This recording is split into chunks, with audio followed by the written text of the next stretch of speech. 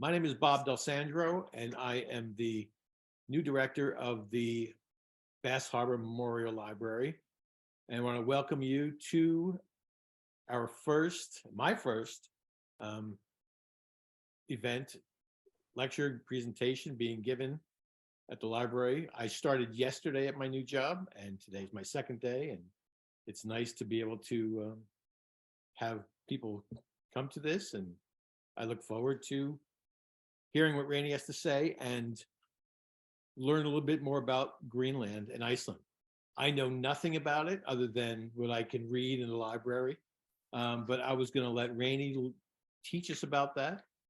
I'm going to let our librarian, Amanda, introduce Raney, but at first I do a little research on Greenland. I copied a poem, and I'd like to read it to you to start the night.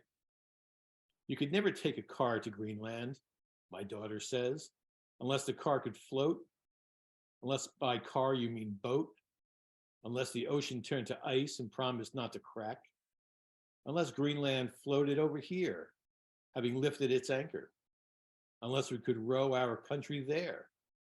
Our whole continent would have to come along, wouldn't it? Unless we cut ourselves free. What kind of saw would we use for that? What kind of oars could deliver our one country to another, she asks. Why is Greenland called Greenland if it's not green? Why is Iceland called Iceland if it's greener than Greenland? Unless it's a trick, a lie. The name Greenland is an ad for Greenland. Who would go promise nothing but ice? Who would cut her home to pieces and row away for that? That's called You Could Never Take a Car to Greenland by Maggie Smith. Now, Raney will be introduced by Amanda and tell us why we go to Iceland and Greenland. Thanks, Bob. Sure. Hi, thanks, Bob. I wanted to say I really enjoyed that poem. When Bob showed it to me this afternoon, I said, yes, you should definitely do it. It's a great poem. And actually, I was taught in school that it was a lie, the whole Iceland Greenland thing. It was a lie to get people there. Anyway, I wanted to introduce Raney Bench, who has been a friend for many years and in my book group. And I have known her through her time at first the Abbey Museum and then the Seal Cove Auto Museum. And now, since the pandemic, she has been at the Mount Desert Island Historical Society, which I think is a great fit for her. She and her two children and many furry companions and her husband live in Southwest Harbor. And she is someone who says that she is fortunate to travel with her family to several different countries, always learning firsthand about the impacts of climate change and also ecosystems in all of the cultures that she visits. And since I've heard her talk several times about different countries, I can say for sure she absolutely does that. I think she is just the perfect kind of traveler who is really interested in everything that goes on in that country. So I really am looking forward to her presentation. Thank you, Raney. Thanks, Amanda. I appreciate it. Thank you. And thanks everybody for being here. I'm going to share my screen and get a slideshow started.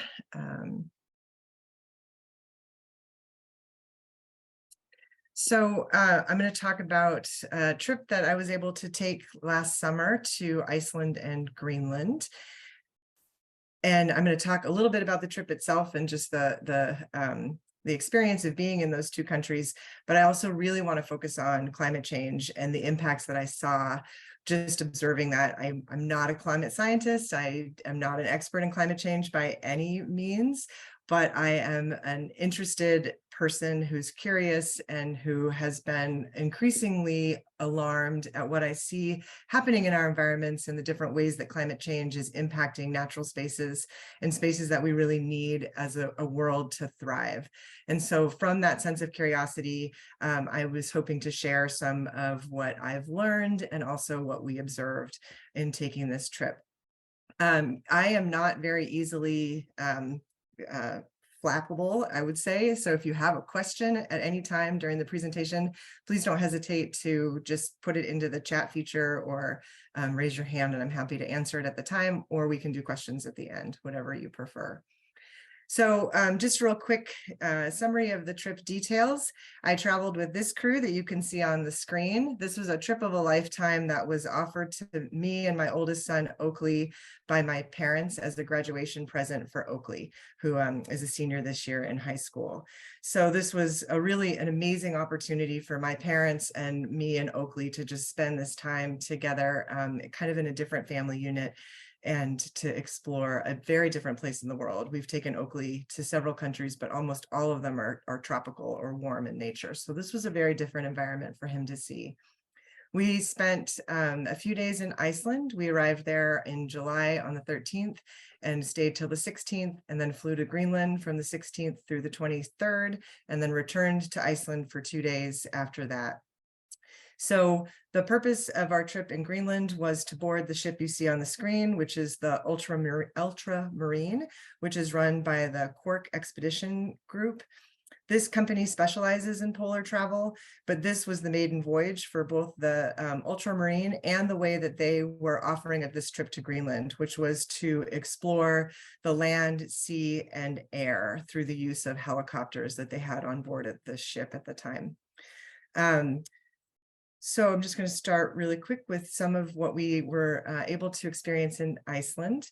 When you land in Iceland, you're actually about an hour outside of the major city of Reykjavik. So you are in what's called Keflavik, which is a more rural region of the country. It's very volcanic in nature. The landscape is filled with old dried lava flows and rolling hills of lava and sort of scrub pine. You can see the steam vents coming out from different kinds of hot springs that are all over the place. It's a very different kind of landscape. But as you approach Reykjavik, the major city, it does start to get a little bit greener. And Reykjavik itself is a really interesting city. It's very quaint and sweet. It's got charming parks, walks along the harbor and waterfronts. We stayed downtown near the harbor, so we were easily within walking distance of sculpture trails, museums, and parks.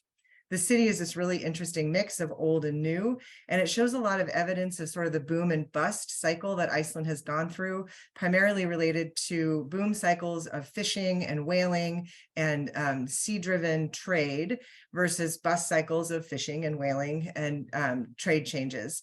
But tourism is really revitalizing the country, creating certain challenges for it as well. But we could see a lot of evidence of growth and new buildings. They're building a huge new hotel and arts complex right down on the water. The city is expanding, and then the infrastructure for tourism throughout the country is also starting to shift as a result. The city, as I said, is really great for walking and being able to explore. They've got lovely sculpture trails along the harbor itself and some really fascinating architecture. The city is about 123,000 people, but once you get outside of Reykjavik, it's immediately incredibly rural and a remote country. They also have tons of public art. So in addition to sculpture, there were murals everywhere painted on the buildings and the sides of the buildings. This of the fist with the waterfalls was looking out of the apartment where we stayed. That was in the building across from us. And then this really fascinating, especially in light of COVID, picture of sort of a plague experience historically was painted on the building next to us as well. And so everywhere you went downtown, there were painted streets, painted buildings, murals, not necessarily even just on commercial buildings, but all over. So really sweet and charming city. And so we also had an opportunity to get outside of the city. We didn't spend a whole lot of time in Iceland. We just had 3 days there. So after sort of a day and a half of exploring Reykjavik itself, we were able to work with a guide and take a custom-made tour where we went from down here. This is actually where the airport is, down by Hafnir, and there's Reykjavik. Sorry, I couldn't remove the little green flags. Hopefully you can see my cursor. So we went first up sort of the western north coast, following the coastline and across these couple of fjords and a little bit inland towards a glacier on our first of the day tours that we were able to take there. So we worked with a guide to be able to take us on these different trips. And he also really was able to talk to us about how Iceland is changing as a result of tourism. So as I mentioned, Reykjavik itself as the biggest city certainly has the infrastructure for tourism, but outside of the city, we didn't see very much. There's not a whole lot of other large cities that we saw, or even really a lot of infrastructure for hotels and restaurants and gas stations. So you really have to plan ahead if you're going to Iceland. A lot of people rent RVs and they tour what's called the ring road. So the island is relatively round, and around the periphery of the island is one road that you can take. So it's pretty hard to get lost there. Our guide mentioned that it takes about 5 days to travel the ring road if you were just going to go straight from one destination to another. But if you really want to explore Iceland via the ring road, you should plan on about 12 days. Everything in Iceland is located primarily along the coast or just a tiny little bit inland. There's actually no settlement on the center of the island. Oh, and then just real quick, the second day trip we took was down toward the southeastern part of the coast towards Selfoss and Hella. So you can see why people love Iceland. It's absolutely stunning, even from the moving window of a car. It's got rugged cliffs, incredibly moody skyscapes, these beautiful mountains, rivers everywhere, sheep and Icelandic ponies all over the place. It's truly beautiful. And so as people are traveling more and more, there are big transformations taking place in the rural communities in Iceland, where you see conversions of historic camps or structures being made into hotels or lodging. So for example, in this picture in the upper right, this is an old whaling camp that's been converted into lodging. I wish I could have seen inside those. They look fascinating. And then you also saw a lot of people building efficiencies or additions onto their properties, or small restaurants that they were adding to their buildings to be able to accommodate increasing tourism. And then the challenges that come along with that are the same that we might see here on MDI, which is significantly lack of housing. So all these different conversions to accommodate for tourism, our guide was sharing, is creating an economic and housing crisis for people who live in Iceland year round. And so building material is difficult to get in Iceland. It's very, very expensive. The trade workers to be able to come and create those buildings are also few and far between. And so they said it can take up to a year to be able to try and build a house there. And it can be very difficult to buy a house. As I mentioned, Iceland is very volcanic in its makeup and in its geography. And so we saw a lot of lava flows kind of everywhere we went, especially the older flows are overgrown with vegetation. And then there's waterfalls all over the place. Everywhere you look, there's a waterfall in Iceland. And some of them are just incredibly complex and stunning water systems. We have, this is Barnafoss waterfall complex. And so you can see actually the lava flow right along the surface of this picture on the left. And up above it is all sorts of different porous holes. So rainwater and meltwater from snow are able to trickle down through the porous nature of the lava. And then it flows out over more solid stone underneath into these incredibly massive waterfalls. And so it's like you can hear the water moving everywhere. And then that beautiful blue color is made from glacial melt. So as the glaciers melt, they release this beautiful blue sediment that infiltrates the water and creates the beautiful colors. The other thing that lava does that's really neat is that under the right conditions, it can create lava tubes. And so we had an opportunity to explore a lava tube while we were in this section of the country. As I said, the top of the surface of the landscape, you can see the jagged and rugged flow where the lava has dried. But in the conditions for a lava tube, you have almost like a straw. So the lava is flowing like a river and the exterior starts to harden, but the interior stays molten and hot and flowing. And so as that lava is moving, like a river, the exterior that's hardened stays that way, and the flow of the lava exits the tube, leaving like a straw. And so we were able to get into this tunnel. It's quite long and really cold, and be able to explore a little bit with a guide. And so they're really interesting. They're not like limestone tunnels where there's not stalactites and stalagmites and those kinds of formations that we traditionally associate with cave formations. This tunnel, though, is coated with drips and little like stalactites of where the lava had dripped or dried while it was dripping. And so you can see our guide in the tunnel chamber there, and all behind her is this, they call it the chocolate wall. It's all like dripping, like molten chocolate. That's part of the dried lava tube.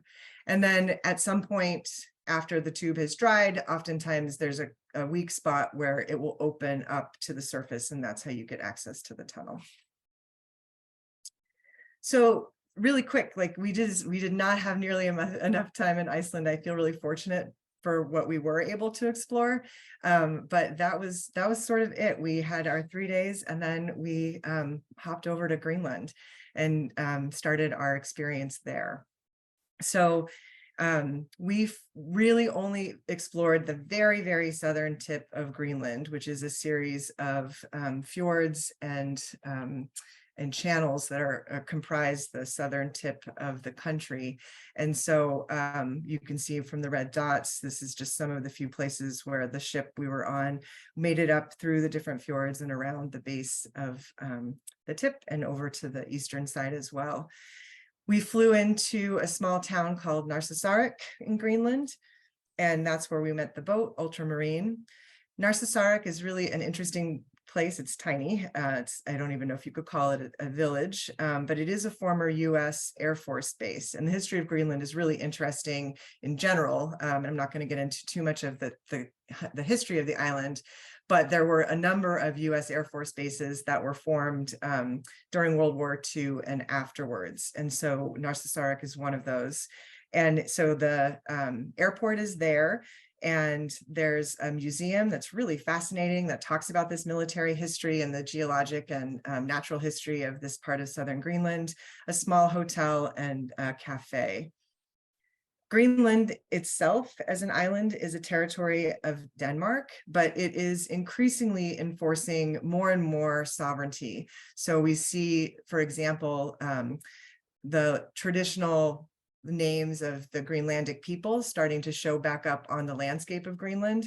So names that would have been identified by Danish or Norwegian settlers prior to that have been removed from the landscape, and you can see on this map sort of what that Greenlandic language looks like as it's coming back.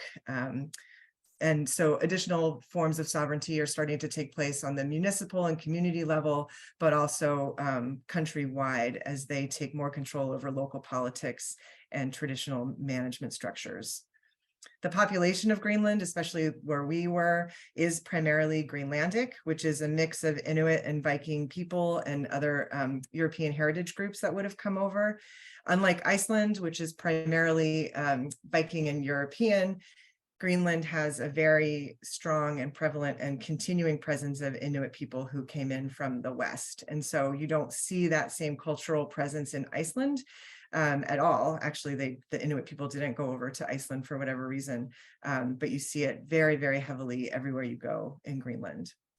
So we boarded the ship here, and we spent 7 days exploring this region of the country. And so at first, when I woke up the first morning, it was very exciting to just sort of be out of the fjords and starting to get onto the sail where we were going to start getting deeper into the country. I looked out our side of the boat, and I apologize, I don't know port or starboard or which side we were on, but our side. And it was beautiful, but we had these kind of very low-lying, totally ground down by glaciers hills, and these massively huge icebergs everywhere. You cannot even express how big some of these icebergs were. And I thought, okay, this is really very interesting, but after watching it for a while, which I could watch icebergs forever. I went to the other side of the boat, which is like a totally different experience when you look inland to the actual landscape of Greenland.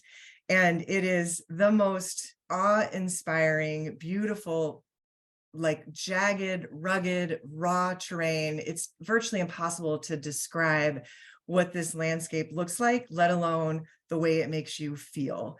This country is seriously intimidating, but it's endlessly fascinating. And I cannot express to you the sense of scale for what this picture or all the rest of the pictures I'll show you really is trying to capture.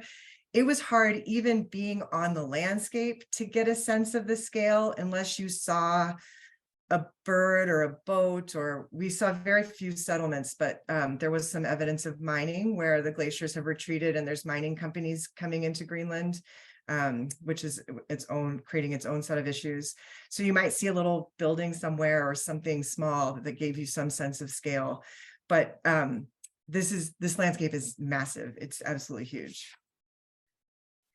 And so the reason that we're able to get into this space and explore it is also related to the climate change story that I want to talk about tonight. This part of southern Greenland is becoming more and more accessible because the ice is retreating so quickly, and it's opening up realistically, or not realistically, but reliably, these different fjord systems. And so as they become more reliably free of ice, and the time in which they are free of ice is longer each season, it provides more and more opportunity for tourism to expand into these spaces and to explore. But it's not that they're unmapped or uncharted, but they're not very well known. And so even though there are a few of these kinds of tourist experiences that are starting to take place, we had to still be really careful. So if you'll see, the picture on the left is from the deck of the Ultramarine, and in front of us is a Zodiac. And that Zodiac is taking sounding measurements of the depth of the fjord that we were going to enter into to ensure that the ship could sail safely in and turn around and get back out if needed. And so so it was more like an expedition than a cruise per se, because we really were exploring in some ways sort of new territory for a ship of this nature. So that was sort of one way that the exploration took place, is through these series of soundings being led by the Zodiacs. But the other is, as I mentioned, there are 2 helicopters on board the Ultramarine. And so not only were they available for scouting, so the pilots would go up and take scouting opportunities for where we could land Zodiacs to be able to explore through hiking and on land excursions. They also traveled up and down the fjords, in addition to the Zodiacs, to see where the ice was and where there were ice-free passages. And so this trip did not have a set itinerary. It was based on the availability of travel related to ice. And so those 2 combination between the Zodiacs and the helicopters really are where it determined our ability to travel within the country, or that section of the country. The helicopters also took up passengers. So they weren't just there scouting, but they took us up for high alpine hikes. You could take a kayak experience or a mountain biking excursion. And a few lucky people also were able to go on a remote camping experience. So as I have mentioned twice already, Quark's maiden voyage in Greenland was this trip, but this is also the maiden experience of the helicopters. They'd never run helicopters like this before. So it was a really unique experience for us and for them. The whole program was new. And I just want to take a quick minute to note here, the weather we had was extraordinary. It was outstanding. It was sunny almost every day in the 60s and 50s. We had no storms, no bad weather, very, very little wind. The helicopters were able to fly every single day, which I think they did not expect to have weather that would allow for that. So we were really, really lucky. Don't think that if you go to Greenland, it will be that way for you, from what we've heard. And so while that experience of amazing weather was great, because we only were there for 7 days, it was also really disconcerting, because while we were there, Greenland had the single largest melting event in recorded history. And you could definitely see it and feel it everywhere. Everywhere we went, in Greenland, there was evidence of climate change. So I'm going to take a minute before I show you what we saw to give you a few facts about the health of Greenland's ice. Between 2021 and 2022, it was the 26th year in a row where the Greenland ice sheet lost overall mass. The last time Greenland saw a net gain of ice was in 1996. So you can see on here, this is from 2021, the map on the left indicates where the major melting events are taking place on the ice sheet, which is obviously around the perimeter, where you have exposed rock that heats up faster and then warms, and then also the ice is thinner in those sections, and so it melts faster. And so that just creates sort of a compounding problem as the melt starts to encroach further and further and further into the heart of the ice sheet itself. The western coast of Greenland is melting at a far faster rate than the rest of the country.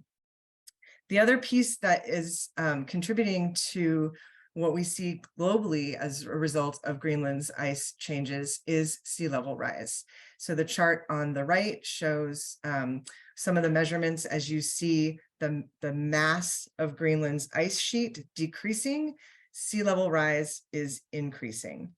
And so I'm going to talk a little bit more about sort of why this is, it should seem obvious, but why the science behind it is actually changing really rapidly.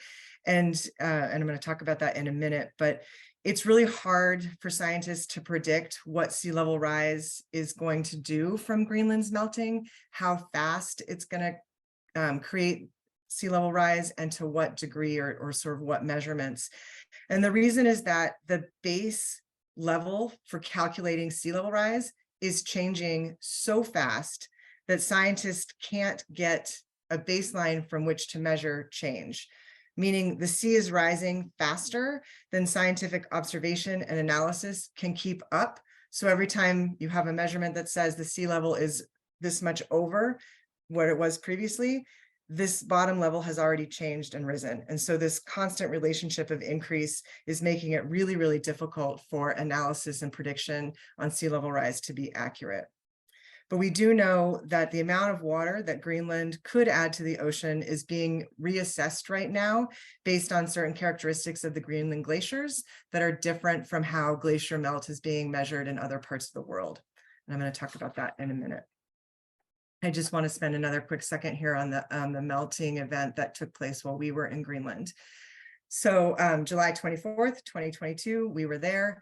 And you can see on this map on the left, the red indicates the portions of the ice sheet that were melting at that moment. And the chart on the bottom with the blue line proves that 60% of the ice sheet was melting on that day. So it was a hugely massive event, and the volume of water coming off the ice sheet is so huge it's almost meaningless, so I'm not going to quote it, but it's crazy. And so usually Greenland's ice melts for a certain season. It starts melting around June and it ends melting in August. But I added this second graph on the upper right to talk about and show that, yes, the melting event that took place in July when we were there was extraordinary. But in addition to that, there was a second melting event in September, which is really unusual for Greenland. By this point, the ice should have been cold enough and the environment should have been cold enough that the ice was stabilizing so that in the winter, maybe even it can grow, the ice can grow based on storms. But we had another second unusual melting event in the fall of last year. And so what we know is that Greenland is currently melting at about twice the rate that the Antarctic ice sheet is melting, 2 times faster. So what does this look like? It looks like ice pulling inland everywhere we went. Everywhere we looked, you saw evidence of where the ice had been versus where it was now. So in this picture, you can see the glacier that had previously come out to the sea. And obviously it had been some time since it had reached the ocean because you see all this vegetation that is growing up on this sort of terminal moraine at the end of where the glacier was.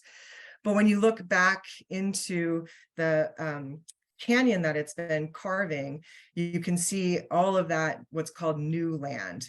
And so this is land that's been very recently exposed. It hasn't had time yet to establish any kind of vegetation. And so this was part of the evidence that we were watching to see the way that these ice sheets were pulling back from the coastline. Hanging glaciers and glaciers that come all the way down to the water are not as common in Greenland anymore. And this is one of the things that's really revealing and why there's such a difference in how we measure melt from Antarctica and what is being measured and understood now from melt in Greenland. And because of changes in how scientists are measuring the melt, they're realizing that Greenland glaciers are melting 100 times faster than they previously had predicted. So how do they know, and what does that mean? So just recently, a computer model was created by researchers at the Odin Institute for Computational Engineering and Sciences at the University of Texas in Austin. And this is what they're using to determine Greenland's glacier melt. In Antarctica, that had been previously the model used for predicting glacial melt and sea level rise. And Antarctica is very different. The glacial systems are fundamentally different from the glacial systems of Greenland. Antarctica's ice floats on seawater. And so the interaction between ice and water is very different. The weight of the ice displaces as much water as will be present if the ice were to melt. So if you think about your glass of water with ice in it, and it has a certain level, as the ice melts, the water doesn't increase. It stays the same because the amount of water displaced by the ice is the same as the amount of water that's created when it melts. And so Antarctica, it's the same phenomenon. But in Greenland, the ice is on land. Greenland has a solid bedrock underneath it on which the ice sheet sits. And so as the ice melts, it is flowing into the ocean at a rate that is creating sea level rise. And this is the measurement that had not existed prior to the last year or so. So thanks to this new model, what they're trying to do is measure the vertical glacier fronts in Greenland, where the ice meets land or ocean at sharp angles. And it's this intersection between vertical ice and the sea or the land that's been incredibly difficult for scientists to study because it's a very dangerous space to be in.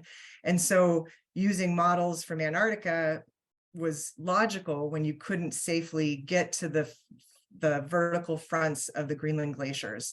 But now with this new model, you don't have to be there personally or present or risk your life to do these studies. And that's why the formula has fundamentally changed. So, so again, you can just see there's waterfalls everywhere that you can't see because these things are massive. There's a big waterfall in this hanging glacier to the side. And so you just see this ice retreating from every single space where we spent time. So it's hard to express like the emotional impact that being in this place had on me and I think my family as well. It's so beautiful and it's so remote and it's so fascinating, but just like it hurts to sort of watch and see the massive loss of ice that's taking place there. But that's not all of Greenland's story, or at least southern Greenland's story. There's a lot of places where the ice has either been ice-free for centuries or it's been ice-free for a long time. And you see really beautiful tundra that has been able to establish itself in portions of southern Greenland where these are not so recently exposed areas. We had beautiful little Arctic flowers blooming. You can see in this picture, we're off exploring. There's people down here. It's sort of towards the edge of the harbor there.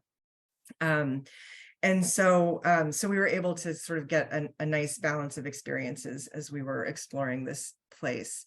The interesting thing, actually, it's not interesting. There's no wildlife where we were. And so it made for kind of a little bit of I won't say a disappointment, that's not fair, but it was an unexpected surprise that we thought we would see maybe not so much land wildlife, because this time of year, walrus and polar bear and muskox move further north. So we knew they wouldn't be down here. But I think we all expected to see some degree of sea life, and there just wasn't anything in there for whatever reason. So we just spent a lot of time playing in the landscape.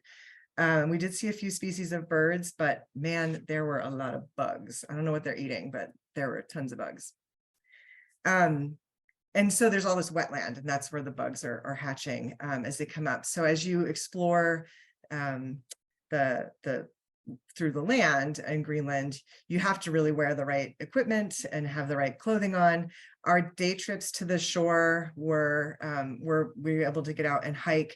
But this is all wild land. This is not parkland. There are no hiking trails. There are no trailheads. There are no maps or designations. And so hiking itself is a really different experience in this kind of space.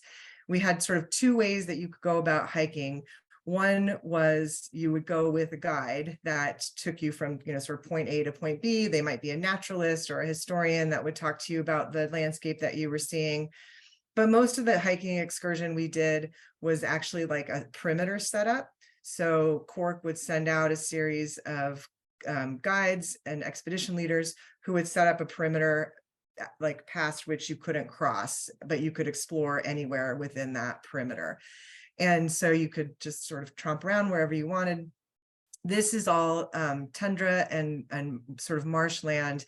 And it's really, really difficult terrain to walk in. Not only is it wet everywhere you step, but there's also all of these little holes and pockets that are created as glaciers melt and permafrost melts. And so you're oftentimes like sort of tripping and stumbling into things as you walk around on the tundra.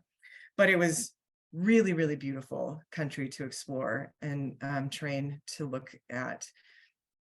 Landing into these places could be a challenge. So the Zodiacs would bring us up. They had to do some scouting ahead of time to find an appropriate place to land. Usually there's no beach, so it's usually just a bouldery or rocky inlet where you could pull the Zodiacs up and hop out onto the rocks. This is my son Oakley, and then be able to hike up the hills and tromp around and explore.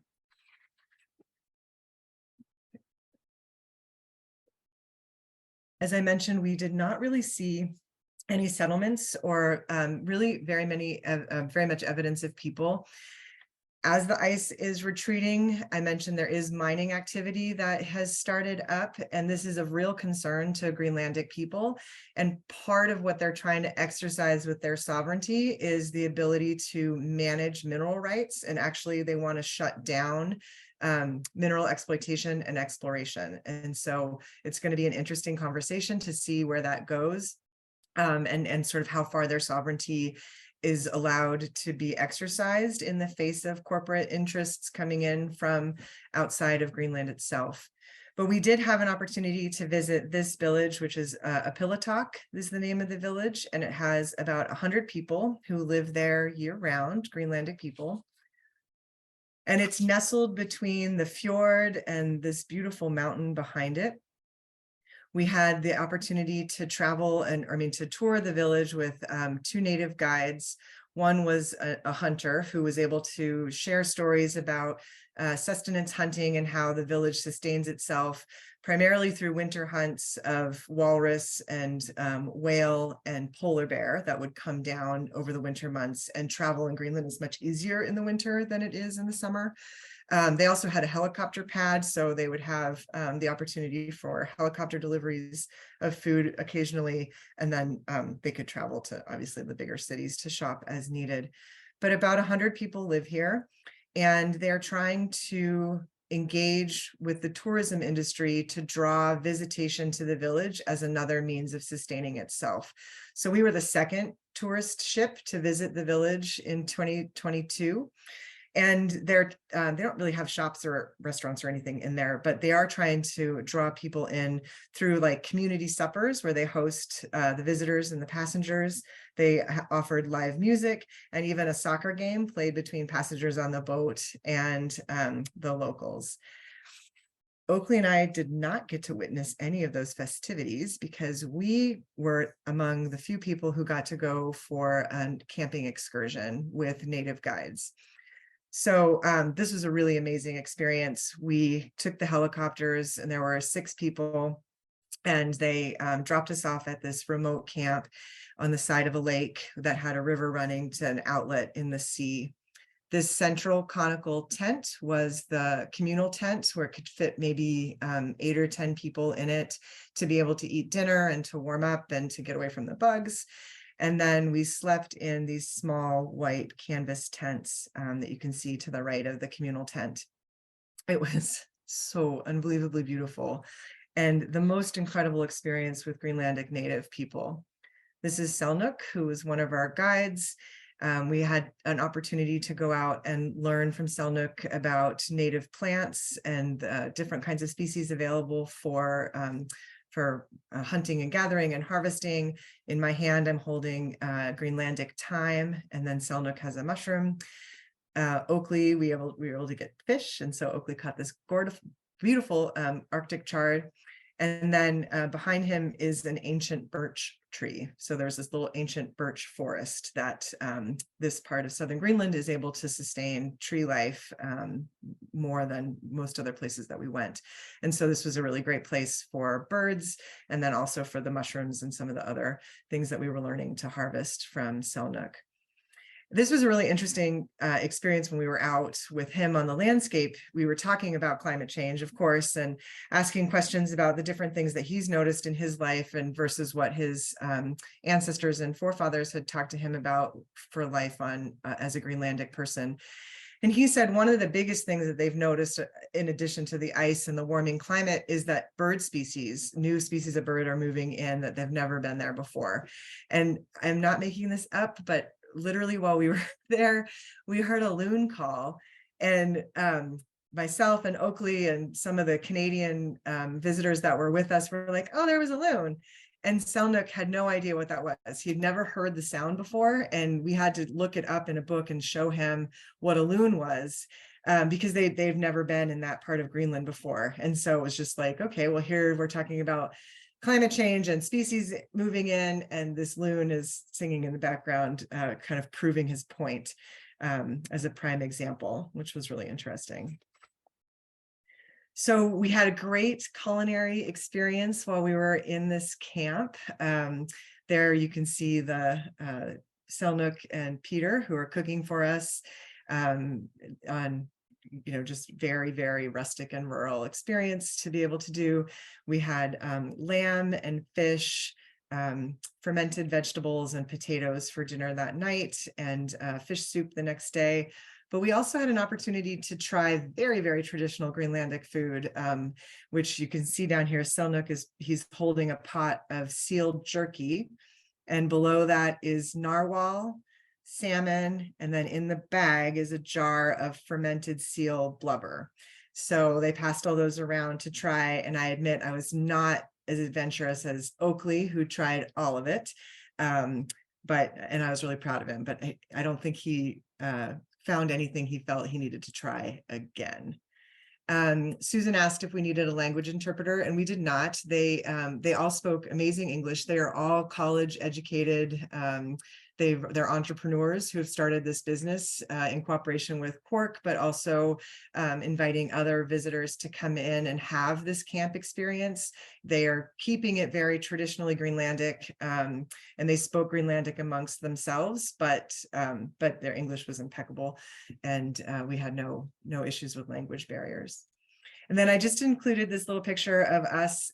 This is about 12:30 at night. Actually, we're not in the picture, but this is about 12:30 at night. We were out at the fire pit during the polar twilight, just sort of enjoying the evening with our guides.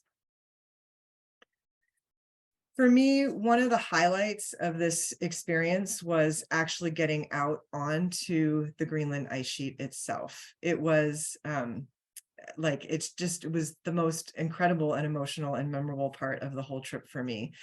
The helicopters went out in advance on this absolutely gorgeous day and set up a perimeter on the ice sheet, so we knew that we would be safe if we wanted to walk around and not have to worry so much about crevasses or about other issues related to the ice conditions. So we were able to spend many hours exploring the ice sheet as the way they had set up.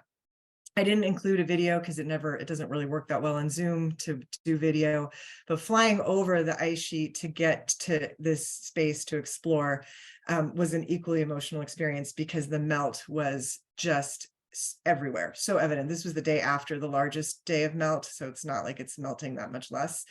And you can see behind Oakley all the streams that are flowing all over the ice sheet. And it's just was covered in various places with running water or melting water.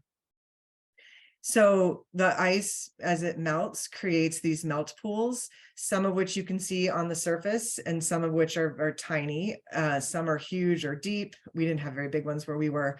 And some of them also form underneath the crust of the ice. So you have to be really careful when you're walking around that you don't fall into one of them.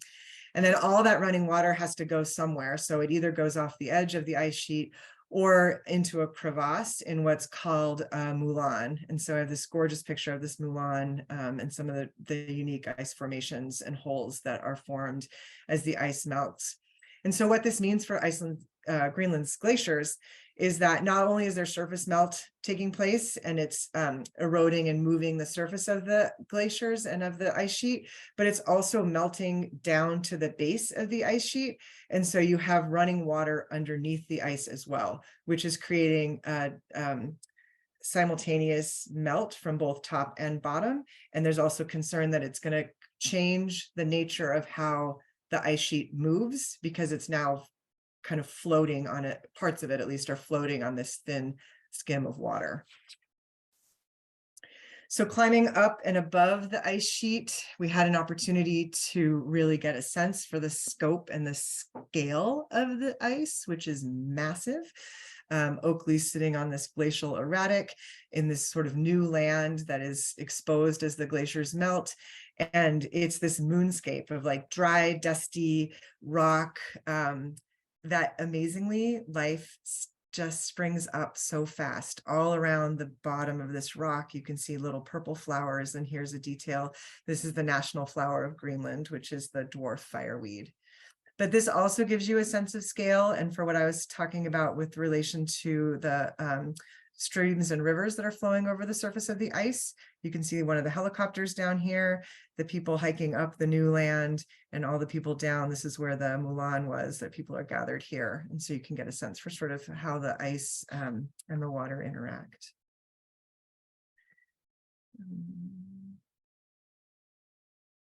As all that ice is melting into the ocean, it is diluting it as well. Yes, that's true. This is another issue that scientists are studying is the salination of the ocean is going to be changing as a result of ocean chemistry will change as a result of fresh water moving in, and also ocean temperature. So there's a lot of things that this is going to affect that's not just sea level rise. So thank you. That's a good point. So that sort of concluded our trip through the fjords. We went back to Narsarsuaq and we had another day, just a half day actually there to explore. And across the fjord from Narsarsuaq is the village of Karasuk. And so you can see, I love icebergs. And so this beautiful teal iceberg was massive. And then the village is dwarfed sort of behind it there. And so this is evidence again of where maybe Greenland has been relatively ice-free for centuries. This is where the Viking settlement of Eric the Red was. This is a UNESCO World Heritage Site where we were able to walk around and explore, but it's also still a village where people live and thrive and actively farming sheep and living in modern houses and a modern life. But the UNESCO site is sort of peppered around with the modern houses. So you can find reconstructions of the sod semi-subterranean houses that the Vikings would have had when they lived there, and be able to go into a couple examples of those. And then there's also some trails that you can take that show stone structures and stone walls and cairns and things that are left over from when the Vikings were there. that took us out of Greenland. We had one last day in Iceland. It was an accidental day where we just had made a mistake on the airplane booking, and it was such a treat to like have a day to sort of come off of that really intense, incredible experience in Greenland, where we just in Iceland got to just enjoy some of these incredibly famous waterfalls that are very popular with tourists. And then we had a really unique glacial experience in Iceland as well. I can't remember the name of this glacier, but you were walking up to it. This is my son Oakley on the path. And this glacier, you can sort of see to the left, the water where it's been melting. Within the last decade, had you come 10 years ago, this entire image would have been ice. So this glacier is retreating at an incredibly fast rate. And the color of the glacier is contributing to its retreat. And so this is why I wanted to spend a minute on this, because this is a really important piece to understand as we think about glacial impact and climate change. Is dust obviously collects on the surface of glaciers as it blows around. This is all volcanic dust that's black here.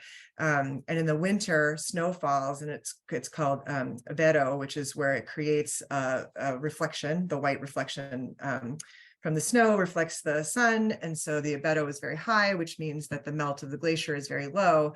But as you collect this, the dust and the debris on the surface of the glacier and it gets dark, the melt is faster. And so then it compounds on itself, because as it melts, the dust at this level compacts and melts and meets the dust at previous levels. And so it just gets darker and darker and melts faster and faster and faster. And so for a sense of scale, you can see the little arrow that I put on here. That's a person on the glacier. And to the left, or to the right of them, excuse me, past the arrow is a line of people that are on the glacier trying to learn how to ice climb. And then I think you can see my cursor. If you look at the larger picture to the left, where that arrow is right here. So gives you a little bit of a sense of scale for how large these glaciers are, and certainly were. Lots of bright yellow clothing. Is it a safety practice? It is. So Cork provided the jackets that we all had to wear, so that they were for safety, also for warmth, because even though we had really warm weather, Greenland's weather is really unpredictable. And so we are here in Maine expected to have below zero temperature and wind chills these next couple of days. And I'm really excited to wear my bright yellow Cork jacket because we got to keep it, and they're really, really warm. So I felt bad leaving this talk on such a horribly negative note about glacier retreats and albedos. So I just thought I'd put in a couple beauty shots of Iceland. It's gorgeous. Waterfalls are everywhere, beautiful coastline, these really fascinating little settlements and nooks and crannies and all of this amazing volcanic rock. And then the sucker was 6 days after we left, the volcano erupted, and right where we were. So we missed it by, actually, I don't think it was less than 6 days. So that was kind of a bummer, but amazing, beautiful experience and trip. So people have been popping up with some questions throughout the talk, which is great, but I'm happy to take any questions if anybody has anything or comments or things that you might want to share. Stop screen sharing.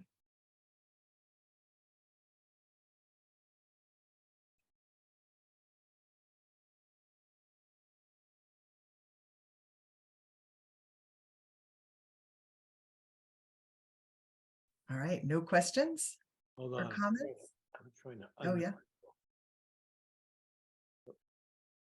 I'll just quickly say thank you, Oh, there you go, Kathy. Kathy Yeah. Pratt. Thank you very much. This has been fascinating. Oh, good.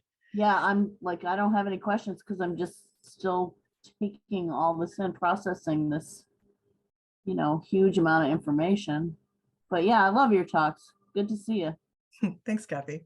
The name of the company is Quark, Q-U-A-R-K, travel. I'll type it into the chat.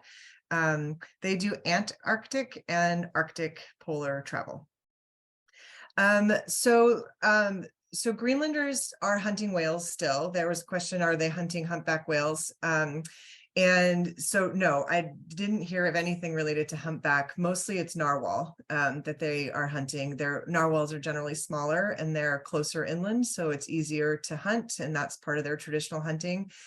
Iceland has just recently stopped whaling, and so they were traveling further outside of the North Atlantic than just the immediate coastline of Iceland. And so international pressure has mostly stopped the whaling in Iceland from what we've heard, but traditional whaling by Greenlandic people they don't capture a lot of whale. And so it's a very different kind of impact that would have. Would I repeat the trip? Oh, I would. I want to go back to Iceland. I want to take my husband and my other son to Iceland, and I want to do the full ring road for sure. If I went back to Greenland, I would want to go north and be much further in the north of the country, more in the polar extremes, where I could have a better chance of seeing wildlife. I think that's the one thing for me that wildlife is just such an important aspect of why I love to travel. And so that was like the one piece I maybe missed out on this. All right, so Cork. What was the purpose of the long stone patio around the cooking pot inside the recreated Viking home? I think it's all like seating areas. So the homes had a number of people that lived in them simultaneously. And so you would have had a space where you would be able to keep warm. And it's like the sleeping and sitting platforms were to either side of that central hallway, which is where maybe the heat and the cooking and sort of the life of the house might have been.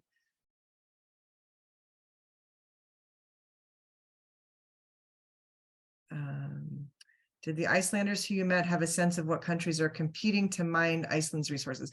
So that was actually in Greenland that we had the mining. I don't know I don't know that they were countries per se, Rick, that were seeking to mine in Iceland, in Greenland, and more private companies trying to get permits and to be able to come in. And so the Danish government, theoretically, as the sovereign that is in control of Greenland, would theoretically have control over managing those mineral rights and access, but Greenlanders are trying to assert their sovereignty and take control over the mineral rights extraction. And actually, like I said, they are trying to ban it completely. So the true test of sovereignty is going to become when it is inconvenient for Denmark to allow Greenland's sovereignty. And that will be the true test about whether their sovereignty is really, if it's lip service or if it's real. So we didn't see any muskox. They asked about muskox or sheepskins on the chairs. Everything was sheep in both Greenland and in Iceland. They had tons and tons of sheep everywhere. We had lamb like all the time. It's their primary, that and seafood is their primary meat in their diet. And so there's sheepskin on everything. We didn't see, unfortunately, any muskox. Check out Blackfeather trips to Baffin Island area, trekking and sea kayaking, fun. We did get to sea kayak, actually. I did not mention that we kayaked, but we did do some of that as well.